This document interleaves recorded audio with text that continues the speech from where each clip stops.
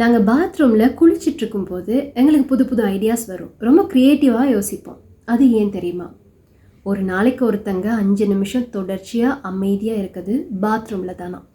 நாங்கள் பாத்ரூம் போகும்போதே மென்டலி ரொம்ப ரிலாக்ஸ் ஆகிடுவோம். அங்கே நாங்கள் கால் பண்ணவோ டெக்ஸ்ட் பண்ணவோ மொபைல் யூஸ் பண்ண மாட்டோம். யாரும் எங்களோட வந்து பேச மாட்டாங்க. எங்களை டிஸ்ட்ராக்ட் பண்ணுற மாதிரியான விஷயங்கள் அதுக்குள்ளே நடக்காது. எங்களோட முழு கவனமும் நாங்கள் குளிக்கிறதுல தான் இருக்கும்.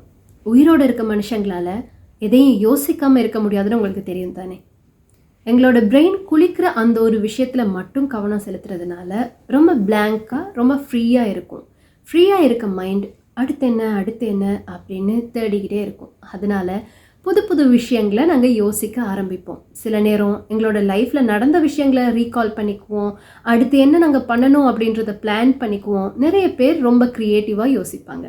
அதோடு நாங்கள் வாக் பண்ணும்போதும் குளிக்கும் போதும் எங்களோட பிரெயினில் மைல்டான டோபமைன் உருவாகும். அது எங்களை ஸ்ட்ரெஸ் ஃப்ரீ பண்ணுறதுனால க்ரியேட்டிவான ஐடியாஸ் எங்களுக்கு உருவாகுது. இதனால தான் நாங்கள் குளிக்கும் போது பாத்ரூமில் இருக்கும்போது க்ரியேட்டிவாக யோசிக்கிறோம்.